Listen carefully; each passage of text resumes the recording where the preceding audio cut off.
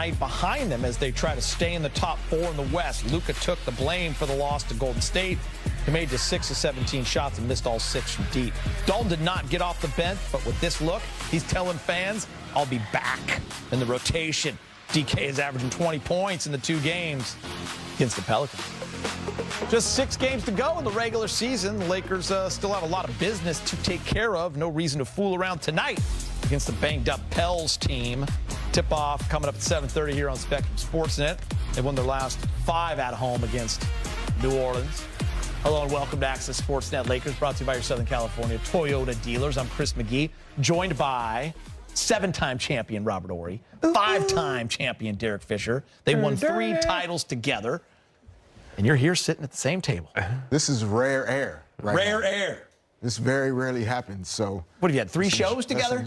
Maybe. 3 to match your 3 titles? Yes. Man, you guys won a lot of titles together. A lot of games won. A lot of games. On this set together, the 3 of us. For sure. Teamwork makes the dream work. Remember. He said between the 3 of us. Just saying. I just caught that. I wasn't in the business yet. I was a younger man, and I was at the height of my rage. I was going to all the games. We were there together. Yeah, I know it. I toasted Rob. You know what's better, though? It's a lot of playoff games. Yeah. I broke the record, then he broke my record, then LeBron broke his record. Playoff games. And I broke every record here at this table in terms of most shows done.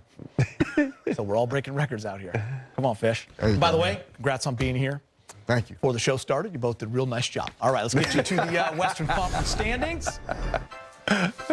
Oh, man, I'm just kidding. Thunder playing the Rockets right now. They're actually down big. Nuggets jumped the Lakers last night when the Lakers lost to the Warriors, and the Warriors jumped up to just a game behind the Lakers in that 5th spot. Grizzlies holding on to 6 for dear life as they've been sliding. Timberwolves and Clippers charging. Clips play the Mavs back-to-back coming up here. Everyone's playing each other. Big one tonight in the Bay Area. Warriors taking on the Nuggets. So we'll be watching that scoreboard and checking out the standings as much as possible. Rob, I'm going to start with you. That loss last night to the Warriors, it's a possible first-round matchup. I saw you sitting there courtside in the good seats. What were some of your takeaways? You know, when you watch that game, it's so good to see a game, especially a game like a potential playoff matchup, and you see how they play one another. You know, you see how aggressive Draymond plays LeBron. You see how Jimmy Butler was just kind of, surveying everything. But also you saw how Luka could take advantage of them in the post, but he only did like once or twice. It's almost like he said, I'm going to save this just in case we have to play them. And for me, you look at little nuances like that within the game. Where are the mismatches at? And even though they had a great shooting game in the Warriors, I'm still not worried about this team if we have to play them because they did a lot of things extraordinary in this game. Jimmy Butler didn't have a good game. I feel like the matchup would favor the Lakers big time. Yeah, I think the game, the Warriors in their most successful run, strength in numbers was one of their, kind of monikers. They had it on the T-shirts. That was really what they leaned on. Not just the greatness of Steph, Clay, Draymond, but the depth. And the matchup last night reminded me that both teams share in a little bit of that now. And I think the Lakers have evolved into that type of group where, sure, there's LeBron and there's Luka, but Austin Reeves has taken a big jump into the 3rd best player on the team. But then there's the additional guys that have the opportunity to impact winning on a nightly basis that are more than capable of allowing the Lakers to bring considerable depth into a playoff matchup against the Warriors. It wouldn't be just LeBron and Luka versus the Warriors players. It would be a Lakers team that has versatility, both offensively and defensively. And I think last night shows how entertaining that matchup would be, but we know how much it's going to change over the next week and a half. So 6 games left, right? 5 are considered very tough. Lakers heavily favored tonight. So you need to kind of capitalize on this one and then get set for those last 5 games. Because, Rob, frankly, the Lakers haven't fared well against some of the worst teams in the league lately. You talk about the Hornets. You talk about the Jazz. Brooklyn Nets. Talk about Brooklyn.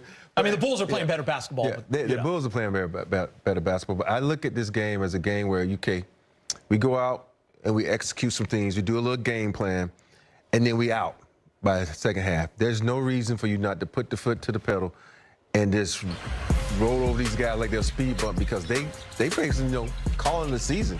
You name me one guy on the team that you can name, like who he played for. Who he played for. And for me, it's a time for LeBron to, get some rest. We always talk about load management. This is one of those games where, you go out and you execute. You don't play around. You don't try to take logo shots and dazzle the crowd. You go out and you beat them down so guys like Connect, guys like, whoever is on, can get some minutes and play. Because I think Connect, he didn't play last night. And they played a zone. And I'm like, dude, you got the zone buster sitting right over there. Yeah. And so for me, that's one of the guys you got to keep him fresh. You got to give him some game minutes because you're going to need guys like him. Because Vando's getting his minutes, Dodo's getting his minutes. Everybody's getting minutes, but the one key guy to me is going to have to be this guy because you're going to have to need some shooting sooner or later. Matchup-wise, I think tonight, with so many guys out for the Pelicans, the regular season has changed. When we play, which I know it sounds like when we played, like it was a long time ago, it was different where there were nights where you literally knew you could go out and step on the gas and eradicate anybody you played that night. It was just one of those nights. But the amount of threes that teams shoot, whether it's the Lakers and or their opponents, it changes how you can kind of go out and just get a separation and keep it. And so that's the challenge tonight, is how to stay focused possession by possession so that by the third quarter, maybe you're up 15, but you're not necessarily trying to blow them out right to start. Good point. Let's get you live to Lakers reporter Mike Trudell, who's first on the floor. Michael, I got a lot of rings on the desk, breaking it down wisely. That is lots of rings, no doubt, and some interesting information for sure there. And I think that is kind of the focus, as Fish was just saying, and I put that to JJ. So this is a New Orleans team, maybe the only one left the Lakers are going to play where the organization is probably focused a bit more on next season than now.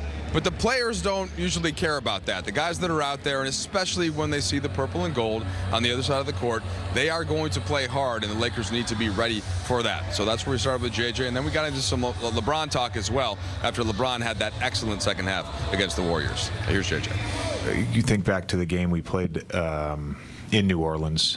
Obviously a different team, but we had our guys in the lineup, and we were down early, didn't come ready to play, and they had I know there's some interchangeable parts. We now have Trey on our team, but it's a similar sort of setup, and they're playing a similar way. They're crashing, they're cutting, they're driving, they're looking to attack the rim. So we have to be ready for that level of effort and force. Sorry, and just wondered, just LeBron kind of looked like the three-point stroke that started to come back, and just physically what he was able to do in the second half. Was that encouraging as he keeps building up towards the playoff push? Yeah, it was encouraging. I think the biggest thing was just the aggressiveness, doing both, putting pressure on the rim, and the shooting was great, and that's a big sign because he's turned down some shots lately, and he's been so good all year at both, and we need him as a driver and we need him as a shooter. JJ with Rui, is that this is just part of his kind of return process? Yes.